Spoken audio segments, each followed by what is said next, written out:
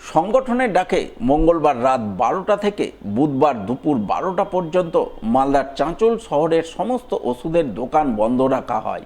এর জেরে সকাল থেকে সমস্যায় পড়েন সাধারণ মানুষ। বিশেষ করে জরুরি ওষুধ কিনতে এসে ফিরে যেতে হয় বহু রোগীর পরিবারকে। ধর্মঘটে সামিল বেঙ্গল কেমিস্ট অ্যান্ড ড্রাগিস্ট অ্যাসোসিয়েশনভুক্ত ওষুধ ব্যবসায়ীদের অভিযোগ, বাজারে ক্রমশ বাড়ছে নকল ওষুধের রমরমা। এতে যেমন সাধারণ মানুষের জীবন ঝুঁকির মুখে পড়ছে, তেমনি ক্ষতিগ্রস্ত হচ্ছেন লাইসেন্সপ্রাপ্ত ওষুধ ব্যবসায়ীরাও। পাশাপাশি অনলাইন প্ল্যাটফর্মে অবাধে ওষুধ বিক্রির বিরুদ্ধেও সরব হন তারা।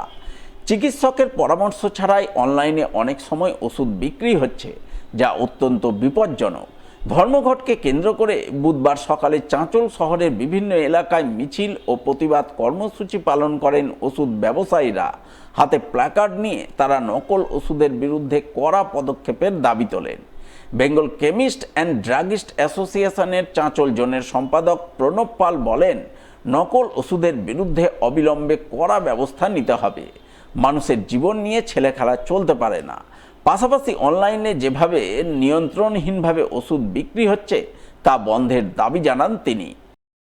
ভারতবর্ষের ওষুধ বিক্রেতা যারা আছি, ওষুধ ব্যবসায়ীগণ, গোটা ভারতবর্ষ জুড়ে আজকে 12 ঘন্টার বন্ধ রেখেছিলাম আমরা।